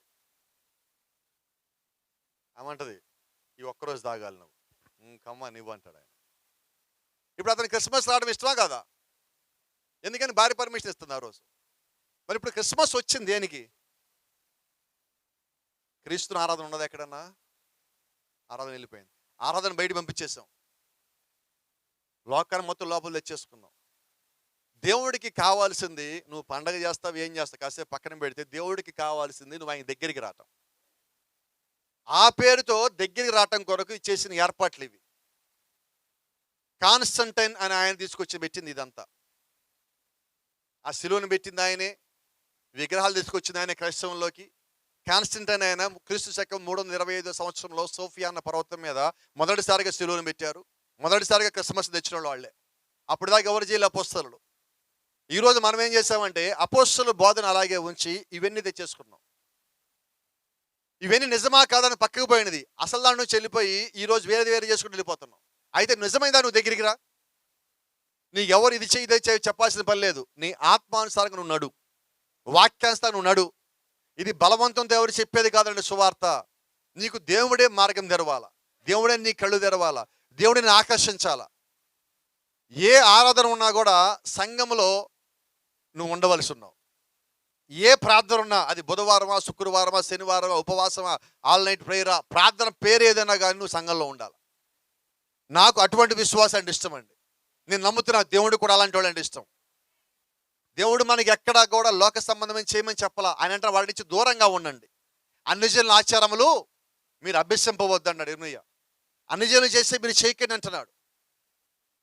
దాని నుంచి మనం బయటికి రావాలి. ఎక్కడికి రావాలంటే నేను వాక్యం లోపలికి రావాలి. దేవుడు రక్తం కాచింది దేనికి? గొర్రెపిల్ల వచ్చింది దేనికి? క్రీస్తు భూమి మీదకి వచ్చింది దేనికి? నేను లోకంలోంచి బయటికి రావాలని, నేను లోకంలోంచి క్రీస్తులోకి రావాలని. నా మీద వేరొకరి ప్రభావం ఉండకూడదు, దేవుని యొక్క వాక్య ప్రభావం మాత్రమే ఉండాలి. ఆమేన్. మేము దేనికి ద్వేషములు కాదండి, లోక ప్రకారంగా జీవించేదానికే ద్వేషం. ఎందుకంటే దానిలో పడ్డప్పుడు దేవుళ్ళలోంచి అది బయటికి లాగేస్తూ ఉంటుంది. నేను ఎప్పుడు చెప్తా ఉంటా, మళ్ళీ రాత్రి జ్ఞాపకం చేస్తున్నా. అపవాది నీ దగ్గరికి వచ్చినప్పుడు నువ్వు సంఘానికి సరిగా వెళ్లకుండా ఉన్నట్లయితే వాడికి నీ దగ్గర బలం దొరుకుతుంది. నువ్వు ప్రార్థన సరిగ్గా చేయకున్నట్లయితే వాడికి దగ్గర బలం దొరుకుతుంది. నువ్వు లోకానుసారంగా జీవిస్తున్నట్లయితే వాడి దగ్గర బలం దొరుకుతుంది. వాడి దగ్గరికి వచ్చి త్వరగా వెళ్ళిపోలేడు, నీ దగ్గర ఉండగానే ఆశపడతాడు. వచ్చాక ఏం చేస్తారంటే అప్పుడు నువ్వు మంచోడివే, చెడ్డ పనులు ఏమీ లేవు. వాడు వచ్చిన తర్వాత నీ ఆలోచన చెడ్డగా మారుస్తాడు, నీకు చెడ్డ స్నేహితులు తీసుకొని వస్తాడు, నీతో చెడ్డ పనులు చేయిస్తాడు, నీ మీద నువ్వు చెడిపోయిన ముద్ర వేస్తాడు. ఆ ముద్ర వేసాక వాడు వెళ్ళిపోతాడు. తర్వాత మనం ఆ పనులు చేస్తూ ఉంటాం. అదే దేవుడి దగ్గర నువ్వు ఉంటే, వాక్యంలో నువ్వు ఉంటే, నీ మీద చెడ్డ ముద్ర ఉన్నప్పటికీ నువ్వు దేవుడి దగ్గరికి వస్తావంటే ఆ చెడ్డ ముద్ర పోతుంది, చెడ్డ స్నేహితులు పోతారు, చెడ్డ ఆలోచనలు పోతాయి, చెడ్డ క్రియలన్నీ పోతా ఉంటాయి. పరిశుద్ధాత్మ నీ మీద ముద్ర వేసేవాడిగా ఉంటాడు. మనం దేవుడు యొక్క ఆత్మ కింద ముద్రించబడ్డామని చెప్తున్నాం, అయితే ఆ రకంగా మనం జీవించవలసి ఉన్నాం కదా. కాబట్టి ఈరోజు పరిపూర్ణమైన దేవుడు యొక్క ఆత్మ కొరకు మనం జీవించవలసి వారు. ఇలా చెప్తాం చూడండి. ఇప్పుడు ఆ జ్ఞానులు యేసుక్రీస్తు దగ్గరికి వెతుక్కుంటూ వచ్చారు. ఎలాగొచ్చారు? వాళ్ళ రాడార్ ఏంటి, వాళ్ళ వైఫై ఏంటి? ఈరోజు మనం ఏం పంపిస్తున్నాం? అదేంటి, లొకేషన్ పంపిస్తున్నాం, అవునా? WhatsApp location. ఆ లొకేషన్ వాళ్ళకి ఆ రోజు స్టార్ అయ్యింది, అవునా? ఇప్పుడు అలా స్టార్ తీసుకొని కరెక్ట్గా ఊర్లోకి వచ్చారు. ఆ తల మీదే ఉంది స్టారు. ఊళ్ళోకి వచ్చేసారు. ఊరందరూ అడుగుతున్నారు, ఎక్కడ యూదుల రాజు ఎక్కడా అని. యూదుల రాజు ఎవరు? ఇదిగో స్టార్ ఇక్కడే ఉందిగా. వాళ్ళు కూడా చూశారు, అవును కదా స్టార్ ఇక్కడే ఉంది కదా. హేరోద్ దగ్గరికి వెళ్ళారు, స్టార్ ఉంది కదా. నిజమే, స్టార్ ఉంది కదా. అది అప్పటి వరకు హేరోద్ తల మీదే ఉంది. వాళ్ళు చెప్పాక హేరోద్ అప్పుడు చూస్తారు, అవును నిజమే కదా స్టార్ ఉంది. వీళ్ళు ఎప్పుడైతే మరి ఇంటి దగ్గరికి ఇలా అడుగు పెట్టారో ఆ స్టార్ కనబడకుండా పోయింది. ఏమా కోపడరు కదా ఇప్పుడు చెప్తే? కోపం తెచ్చుకోరు నా మీద ఎవరు? ధైర్యం చెప్పట్లా నాకెవరు. వాళ్ళు యేసుక్రీస్తుని చూసి చూడగానే ఆ స్టార్ కనబడటం మానేసింది. ఈరోజు మనం ఏం చేస్తున్నాం? నువ్వు స్టార్ పెట్టావండి, యేసుక్రీస్తు కనబడలేదనా ఇంకా అంటున్నా. నీ లోపల క్రీస్తున్నాడు, నీ ఇంటి లోపల క్రీస్తున్నాడు, నీ ప్రార్థనలో క్రీస్తున్నాడు. నీకు స్వస్థత పొందుకున్నావా? ఆ స్వస్థతలో క్రీస్తు లేడా? నువ్వు కన్నీరు కాల్చినప్పుడు కన్నీరు తెరిచిన క్రీస్తు కాదా? ఆయన నీతో పాటు లేడా? దివారాత్రులు నీ పక్కన కాపలా గాయలేదా? ఇవన్నీ చేసిన ఆయనని ఇప్పుడు మళ్ళా స్టార్ పెట్టి చూపించాలంటున్నా. దానికన్నా కూడా నువ్వు ప్రార్థనలు ఆయన చూపించరాదు, నువ్వు విశ్వాసాలు చూపించరాదు. ఇదిగో ఇలా కూడికి పెట్టి కొడుకులు ఆయన చూపించు. ఇదిగో నేను దేవుడు ఇంతగా ప్రేమించా, ఈ కూడికి వల్ల ఒక్కడు నమ్మినా, ఒక్కడు సత్యంలోకి వచ్చినా నాకే సంతోషం కదా. నన్ను నేను గణపరచుకునే దానికన్నా దేవుడిని గణపరిస్తే నాకది ఘనం కదా. అటువంటి పని చేద్దామండి, సంతోషంగా చేద్దాం. దేవుడి వైపు ఒక ఆత్మ వచ్చినదంటే అంతకన్నా గొప్ప ధన్యత ఇంకేది లేదు. ఒక నిజమైన క్రైస్తవుడు యొక్క జీవితం ధన్యత ఎప్పుడంటే, నీవు ఇంకొకటి సంపాదించినప్పుడు, నువ్వు దేవుడి కొరకు ఒక ఆత్మని సంపాదించినప్పుడు. ఆ సంపాదించినప్పుడు నిజంగా దేవుని యొక్క దూత నీ దగ్గరికి వచ్చేవారిగా ఉంటారు. ఒకసారి ఒక సేవకుడు చెప్పాడు, గొప్ప సేవకుడు మాట. భూమి మీద ఒక వ్యక్తి బాప్తిజం పొందుతా ఉంటే పరలోకంలో పండగ వాతావరణం ఉంటుంది అన్నాడు. ఎక్కడ? మన ఇంట్లోనా? మన సంఘంలోనా? ఎక్కడ పండగ వాతావరణం? నేను ఇక్కడ ఒక ఆత్మను సంపాదిస్తే పరలోకంలో పండగ అంటే నాకు ప్రతిరోజు పండగ కావాలని కోరుకుంటాను నేను. అంటే అప్పుడు ఏం చేయాలా? నిన్న కూడా ఇద్దరికి ఇచ్చి వచ్చాను బాప్టిజాలు. సంతోషం కాదు. ఈరోజు ఇందాక వచ్చేటప్పుడు ఇద్దరు పాస్కర్ మేము తీసుకుని 1వ తారీఖు అన్నారు. ఇంటికి పోతే హైదరాబాద్ నుంచి వచ్చేవాళ్ళు, వరంగల్ నుంచి వచ్చేవాళ్ళు రెడీగా ఉన్నారు బాప్టిజాలకి. సంతోషం కాదు? ఎంత ధన్యత! ఒకటి పరలోకాన్ని నడిపిస్తానికి దేవుడు ఆ నీటి మార్గం ద్వారా తీసుకుపోతున్నాడంటే అలాగ మనం నడిపిద్దామండి.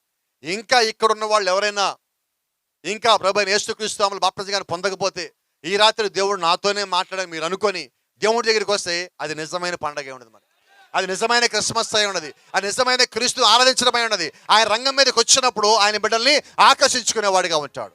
ఆమేన్. God bless you. దేవుడు మిమ్మల్ని దీవించును గాక. మరి ప్రేమించిన ఆహ్వానించిన దేవుని యొక్క సేవకులకి తిరిగి సమయాన్ని అప్పగిస్తా ఉన్నాం.